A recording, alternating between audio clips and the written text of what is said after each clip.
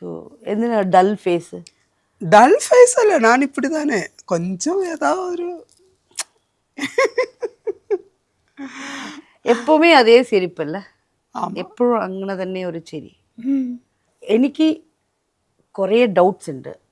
കാരണം ഞാൻ തമിഴ്നാട്ടിൽ എനിക്ക് TGs അറിയാമല്ലോ, കുറേ ഡോട്ടേഴ്സ് ഉണ്ടെന്നൊക്കെ. ഇവിടെയും ഉണ്ട്, നമ്മുടെ സ്വീറ്റി ബർണാഡ് ഒക്കെ എൻ്റെ ഡോട്ടേഴ്സാണ്.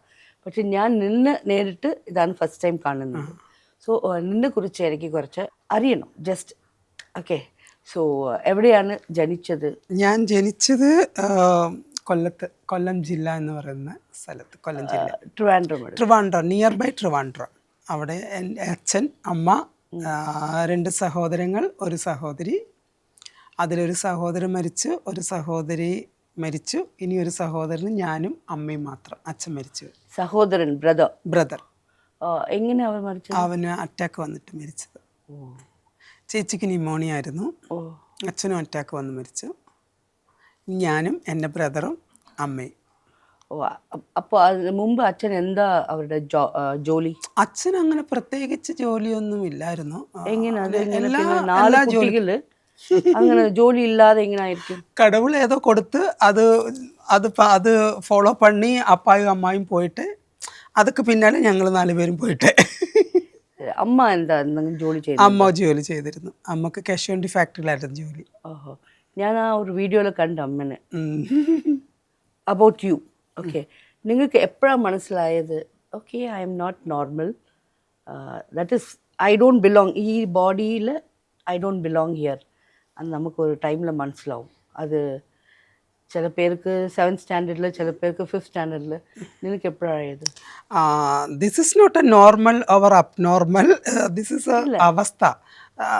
ഒരു അവസ്ഥ മീൻസ് ഒരു സിറ്റുവേഷൻ, ഒരു ബോഡിക്കുള്ളിൽ ഇരിക്കുന്ന ഒരു സിറ്റുവേഷൻ. ഹൂ ആമായി அந்த மாதிரி ഞാൻ பேசிட்டே இருந்தேன். ஆனால் சின்ன வயசுல எனக்கு தெரிஞ்சிட்டு நான் ஒரு ஓப்போசிட் நிற்கிற பிரதர் மாதிரி அல்ல, எனக்கு ஸ்பெஷலாக ஏதோ இருக்குது. நான் அக்கா மாதிரி தான் இருக்குது, அக்கா மாதிரி தானே நான் இருக்குது. ஆனால் மென்டாலிட்டி மொத்தமே அக்கா மாதிரி தான். ஆனால் சின்ன வயசு 5 வயசு இருக்கும்போது அம்மாவுக்கிட்ட ഞാൻ சொல்லிட்டேன், அம்மா அண்ணனுக்கு வாங்கி கொடுക്കുന്ന ட்ரெஸ் மாதிரி എനിക്ക് வாங்கி கொடுக்காது, ப்ளீஸ் എനിക്ക് அக்காவுக்கு கொடுக்க மாதிரி எனக்கு கொடுக்கு, நான் பொண்ணு தான். அப்படி பேசிட்டேன். ஆனால் அது சின்ன வயசில் മലയാളത്തിൽ അത് കുഴപ്പമില്ല. ചെറിയ വയസ്സിൽ എനിക്കത് അങ്ങനെ ഒരു ഫീല് വന്നപ്പോൾ അമ്മയ്ക്കൊക്കെ തോന്നി, കുട്ടിക്കാലത്ത് പറയുമല്ലോ നമ്മൾ, ഞാൻ അതാണ് ഇതാണെന്നൊക്കെ, അതായിട്ടാണ് കണക്കാക്കിയത്. പക്ഷെ വളർന്നു വരുന്തോറും അവർക്ക് പൂർണ്ണമായിട്ടും മനസ്സിലായി ഇത് നമ്മൾ പിടിക്കുന്ന സ്ഥലത്ത് നിൽക്കില്ല, ഇത് കൈവിട്ടു പോയി, ഇത് എന്താണോ തീരുമാനിച്ചിരിക്കുന്നത് അതിലേക്ക് എത്താനുള്ള യാത്രയിലാണ് ഇതെന്ന് മനസ്സിലായി. നിനക്ക് എപ്പോഴാണ് മനസ്സിലായത്? എനിക്ക് മനസ്സിലായില്ല. അല്ലല്ല, മനസ്സിലാവുന്നത് വെച്ചാൽ ഇപ്പോൾ ഇത് നമുക്ക് ആഗ്രഹം ഉണ്ടാവും, എനിക്ക് ജീൻസ് ഇടണം, എനിക്ക് അങ്ങനത്തെ ഡ്രസ്സ് ഇടണം, ഇത് ആഗ്രഹം. പക്ഷെ ഇതല്ല ഞാൻ, ഇത് എൻ്റെ ബോഡിയിൽ, ഇത് എനിക്ക് വേണ്ടിയ ബോഡിയല്ല, ഇത് ഞാൻ ചേഞ്ച് ചെയ്യണം, എനിക്ക് ഇങ്ങനെ തന്നെ ഉണ്ടാവണം. ഇത് ഒരു മനസ്സിലാക്കാൻ ഒരു കുറച്ച് ടൈം എടുക്കും. SSLC പരീക്ഷ, SSLC ടൈമിൽ 10th സമയത്ത് ഞാൻ ഞാൻ വന്നിട്ട് എനിക്ക് 2 വയസ്സ് മുന്നാടി ചേർത്ത് വെച്ചിരിക്കേ. എനിക്ക് 3 വയസ്സ് ഇരിക്കുമ്പോഴേ ഫസ്റ്റ് സ്റ്റാൻഡേർഡിൽ വിട്ടിട്ട്. അതെങ്ങനെ? അത് വന്നിട്ട് അന്ന് വന്ന് നമ്മുടെ നാട്ടിലൊക്കെ എന്ന് പറഞ്ഞു കഴിഞ്ഞാൽ ആ സമയത്ത് ചെറിയ ചെറിയ ചെറിയ സ്കൂളുകളൊക്കെ ഇങ്ങനെ ഓപ്പണായി വരുവാണ്. അപ്പം ഞങ്ങളുടെ നാട്ടിലെ ഒരു ആള് ഒരു സ്കൂൾ തുടങ്ങിയപ്പോൾ അവിടെ എണ്ണം തികയ്ക്കാൻ ആളില്ല. അപ്പം എൻ്റെ വീട്ടിൽ നിന്ന് എന്നെയും കൂടി പിടിച്ചോണ്ട് പോയി അവിടെ ഇരുത്തി. അങ്ങനെയാണ് എന്നെ സ്കൂളിലേക്ക് വിടുന്നത്. ചേച്ചീനെയൊക്കെ കൊണ്ടുപോയി, ചേച്ചിയൊക്കെ 3rd സ്റ്റാൻഡേർഡിലായപ്പോഴത്തേക്ക് ഈ ഫസ്റ്റ് സ്റ്റാൻഡേർഡിലേക്ക് കുട്ടികളില്ല. അപ്പോൾ വീട്ടിൽ വന്നിട്ട് എന്നെ ഡേറ്റ് ഓഫ് ബർത്ത് ഒക്കെ ചേഞ്ച് ചെയ്തിട്ട് കൊണ്ടുപോയി. അപ്പോൾ ഞാൻ SSLC എഴുതുമ്പോൾ എനിക്ക് 14 കഴിഞ്ഞു, 14 കഴിയുന്നതേ ഉള്ളൂ. അപ്പോൾ ആ സമയത്ത് തന്നെ എനിക്ക് മനസ്സിലായി something different in my body and mentality. അപ്പം ഞാനത് എവിടെ എക്സ്പ്രസ് ചെയ്യുക? I don't have space. അപ്പം എനിക്കത് എക്സ്പ്രസ് സ്പേസും ഇല്ല. അത് ആരുടെ അടുത്ത് പറയണം പോലെ അറിയത്തില്ല. നമ്മളെ മാതിരി ആൾക്കാർ ഇപ്പോൾ കാണുന്നില്ല. അപ്പം ഞാൻ ആകെ ഒരു വറീഡിലാണ് പോയിക്കൊണ്ടിരിക്കുന്നത്. പക്ഷെ വീട്ടിലെ അവസ്ഥ ഇത് ഞാൻ പറഞ്ഞാൽ എന്താകും എന്നൊക്കെ ഉള്ളത് എന്നെ ടോർച്ചർ ചെയ്യുന്നുണ്ട് ഇൻസൈഡ് ഓഫ് മൈ മൈൻഡ്.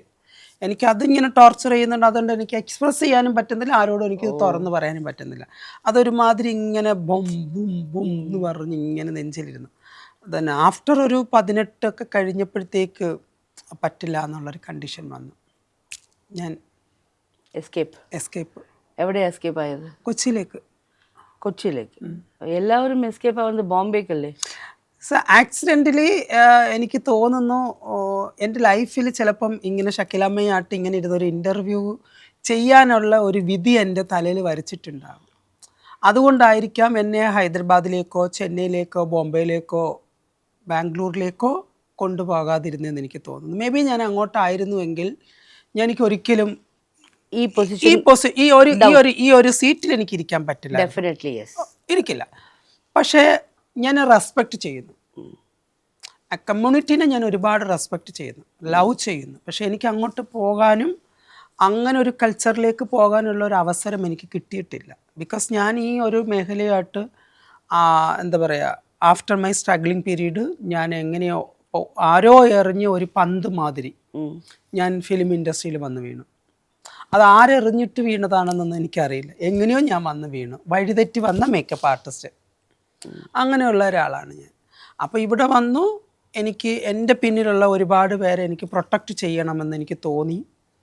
ഞാൻ അതിൽ നിന്ന് ഉറച്ചു നിന്നുകൊണ്ട് കുറേ പേരെ സംരക്ഷിക്കാനുള്ള സംവിധാനം ഒരുക്കി. അതാണ്. ഓക്കെ. സോ ഇപ്പോൾ കൊച്ചിയിൽ വന്ന ശേഷം എന്താ ചെയ്തത്? ഇതൊക്കെ ആരാ പറഞ്ഞു കൊടുത്തത്? ഒന്നും പറഞ്ഞു തന്നില്ല, ആരും ഒന്നും പറഞ്ഞു തന്നില്ല. എനിക്ക് ഗൈഡ് ലൈൻ ചെയ്യാൻ ആരും ഇല്ലായിരുന്നു. എനിക്ക് സ്വയം ഡിസിഷൻ എടുക്കുക, അത് നല്ലതാണെന്ന് തോന്നി അതിലൂടെ പോവുക എന്നുള്ളത് മാത്രമായിരുന്നു എനിക്കുണ്ടായിരുന്നിട്ടുള്ള അനുഭവം. ഇപ്പോഴത്തെ കുട്ടികൾ so lucky, they are coming and change their costume and everything. പെട്ടെന്നെല്ലാം നടന്നു. കാരണം ഇപ്പോൾ നിന്നെ പോലെ അവർക്ക് മെന്റോർസ് ഇല്ല, കിട്ടിയിട്ടുണ്ട് ഇഷ്ടം പോലെ. ഇപ്പൊ കിട്ടുന്നു, എനിക്ക് കിട്ടിയിട്ടില്ല. എനിക്ക് അങ്ങനെ സപ്പോർട്ട് ചെയ്യാനായിട്ട് ആരുമില്ല. ഇവനിപ്പോൾ അമ്മയില്ല, സഹോദരങ്ങളില്ല, മറ്റാരും തന്നെ ഇല്ല. എനിക്കൊരു നല്ലൊരു ബോണ്ടിങ് ഇല്ലാതെ പോയി. മേ ബി ഞാൻ അതുകൊണ്ടായിരിക്കാം കുറച്ച് വ്യത്യസ്ത ചിന്താഗതികളുള്ള ഒരു വ്യക്തിയാണ് ഞാൻ. നോർമലി എല്ലാവരും ചിന്തിക്കുന്നത് പോലെ ചിന്തിക്കില്ല. ചിന്തിച്ചാൽ തന്നെ അതിനകത്തുള്ള നെഗറ്റീവും പോസിറ്റീവിനെ പറ്റി ഞാൻ സ്റ്റഡി ചെയ്തതിന് ശേഷം അതെനിക്ക് റൈറ്റ്സ് എന്ന് തോന്നിയാൽ മാത്രമേ ഞാൻ ആ ഡിസിഷൻ എടുക്കുകയുള്ളൂ. ഇവനിപ്പോൾ ഒരു അഭിപ്രായം പറഞ്ഞാൽ പോലും, ഫോർ എക്സാമ്പിൾ ഒരു സോഷ്യൽ മീഡിയയിൽ നടക്കുന്ന ഒരു പ്രചരണത്തിന് അഭിപ്രായം പറയണമെങ്കിൽ പോലും ഞാൻ അതിനെപ്പറ്റി ഒന്ന് സ്റ്റഡി ചെയ്യും. അതാണ് എൻ്റെ ഒരു വെറുതെ പോയി ചെയ്യും. ഇവനിപ്പോൾ ഒരാളെ സഹായിക്കണം എന്ന് തോന്നിയാൽ ഞാൻ അയാളെ പറ്റി ഒന്ന് സ്റ്റഡി ചെയ്യും. കാരണം എനിക്ക് ഒരുപാട് അബദ്ധങ്ങൾ പറ്റിയിട്ടുണ്ട്. സഹായിച്ച് എനിക്ക് ഒരുപാട് അബദ്ധങ്ങൾ പറ്റിയിട്ടുണ്ട്. അപ്പോൾ അതിൽ നിന്നെല്ലാം ഞാൻ സ്വയം പഠിക്കുമായിരുന്നു. വലിയ ലെസൺസുകളാണ് എനിക്ക് കിട്ടിയിട്ടുള്ളത്. അപ്പോൾ അതിൽ നിന്ന് ഞാൻ അത് പഠിച്ചെടുത്തിട്ട് ഇത് റൈറ്റ് ഇത് റോങ് എന്നുള്ളതിനെ ഞാൻ തന്നെ അനലൈസ് ചെയ്യും.